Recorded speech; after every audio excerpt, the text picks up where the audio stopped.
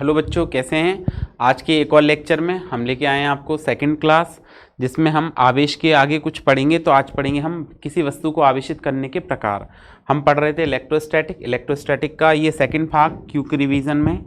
तो आज का हमारा टॉपिक वस्तु को आवेशित करने के प्रकार। वस्तु को आवेशित करने के प्रकार। वस्तु को आवेशित करने के प्रकार। तो किसी भी वस्तु को आप तीन प्रकार से आवेशित कर सकते हैं। तीन क्रियाएं होती हैं किसी वस्तु को आवेशित करने की। पहली विधि होती है घर्षण द्वारा आवेशित करना, दूसरी विधि होती है प्रेरण द्वारा आवेशित करना, प्रेरण, और तीसरी विधि होती है चालन द्वारा आवेशित करना। तीनों विधियों के बारे में हम पढ़ते हैं। तो सबसे पहले पढ़ेंगे घर्षण द्वारा आवेशित करना। घर्षण में क्या करेंगे, जब दो वस्तुओं को आपस में घर्षण करवाते हैं, इस प्रकार से रगड़ेंगे, ठीक है। तो जब दो वस्तुओं का आपस में घर्षण करवाते हैं तो उनमें ऊष्मा उत्पन्न होती है। ऊष्मा के कारण कुछ इलेक्ट्रॉन निम्न कार्यफलन वाली वस्तु से उच्च कार्यफलन वाली वस्तु की ओर स्थानांतरित हो जाते हैं। जिस वस्तु से इलेक्ट्रॉन निकलते हैं वो धनावेशित हो जाती है, और जिस वस्तु पर इलेक्ट्रॉन जाते हैं वो ऋणावेशित हो जाती है, ठीक है।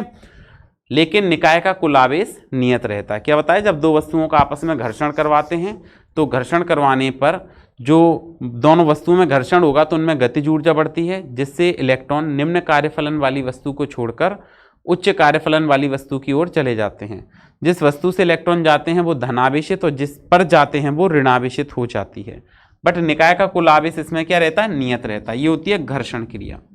दूसरी क्रिया होती है आपके पास कौन सी, प्रेरण। तो अगर हम प्रेरण की बात करें कि प्रेरण क्रिया में क्या होगा, तो इस क्रिया में हम क्या करते हैं, किसी आवेशित वस्तु के पास कोई दूसरी अनावेशित वस्तु रखते हैं।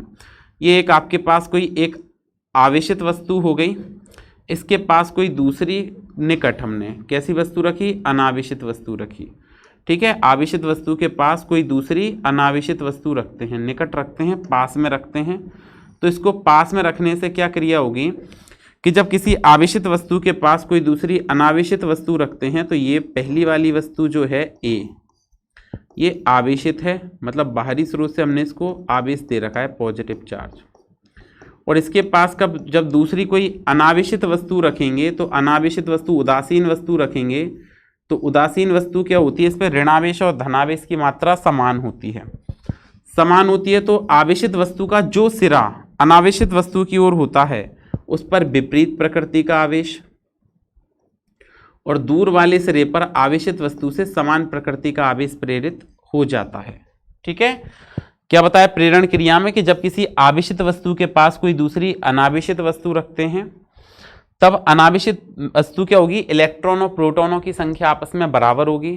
तो यहाँ पे क्या होगा, जो अनावेशित वस्तु का जो सिरा आवेशित वस्तु की ओर होता है उस पर विपरीत प्रकृति का आवेश, और दूर वाले सिरे पर आवेशित वस्तु से समान प्रकृति का आवेश प्रेरित हो जाता है।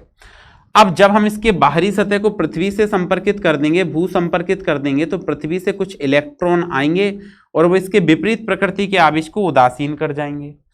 अगर इन्होंने विपरीत प्रकृति के आवेश को इसको उदासीन कर दिया तो देखें, उदासीन करने पर विपरीत प्रकृति के आवेश को जब उदासीन करेंगे तो क्या होगा कि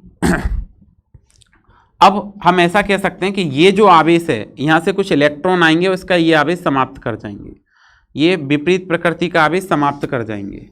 तो इस वस्तु पर जो है वो कैसा आवेश शेष रह गया, इस वस्तु पर विपरीत प्रकृति का आवेश शेष रह गया।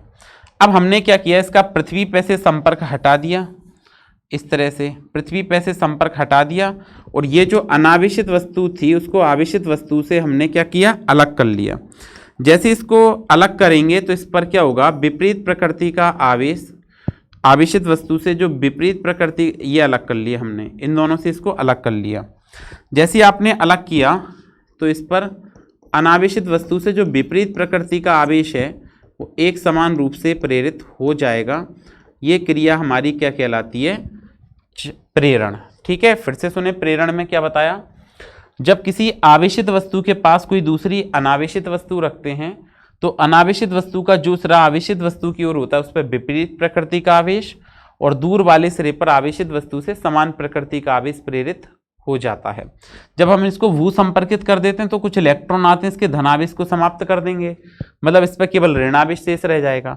अब हमें अनावेशित वस्तु को आवेशित वस्तु से अलग कर लेंगे, जैसे ही अलग कर लेंगे तो विपरीत प्रकृति का आवेश जो है वो एक समान रूप से वितरित हो जाएगा। इस प्रकार से आवेशित करना कहलाता है आपका कौन सी क्रिया हो गई? प्रेरण। अगली क्रिया के बारे में बात करें तो ये क्रिया होती है हमारी कौन सी? चालन क्रिया होती है। चालन क्रिया क्या होती है कि जब किसी आवेशित वस्तु के पास कोई दूसरी अनावेशित वस्तु रखते हैं और दोनों के एक चालक तार द्वारा जोड़ देते हैं, तो आवेश का जो प्रवाह है वो उच्च विभव वाली वस्तु से निम्न विभव वाली वस्तु की ओर तब तक होता है जब तक कि दोनों का आवेश एक समान ना हो जाए, दोनों का विभव एक समान ना हो जाए। फिर से सुने, चालन क्रिया क्या बताई? इस क्रिया में जब किसी आवेशित वस्तु के पास कोई दूसरी अनावेशित वस्तु रखते हैं तो अनावेशित वस्तु और एवं दोनों को चालक तार द्वारा जोड़ देते हैं, दोनों वस्तुओं को आपस में संपर्कित करवा देते हैं, तो आवेश का प्रवाह उच्च विभव वाली वस्तु से निम्न विभव वाली वस्तु की ओर तब तक होता है जब तक कि दोनों वस्तुओं का विभव एक समान ना हो जाए। जब दोनों का विभव एक समान हो जाता है तो इनके मध्य आवेश प्रवाह जो है वो रुक जाता है। उसके बाद हम ये चालक तार हटा देते हैं और अनावेशित वस्तु को अलग कर लेते हैं। जैसे आपने अनावेशित वस्तु को अलग किया तो जो विपरीत मतलब आवेशित वस्तु से समान प्रकृति का आवेश है वो वस्तु के ऊपर एक समान रूप से वितरित हो जाता है। इस प्रकार से आवेशित करना चालन कहलाता है। ध्यान रखना, चालन में अनावेशित वस्तु पर जो आवेश आएगा वो आवेशित वस्तु के बराबर आता है, लेकिन प्रेरण क्रिया में जो अनावेशित वस्तु पर आवेश आएगा वो आवेशित वस्तु के कैसे आएगा? समान आएगा, वो सॉरी विपरीत आएगा। प्रेरण में विपरीत आएगा और चालन में समान आएगा। ठीक है, तो ये तीन क्रिया होती हैं, घर्षण क्या होता है, प्रेरण क्या होता है, चालन क्या होता है। ठीक है, नेक्स्ट क्लास में फिर से मिलते हैं। Thank you.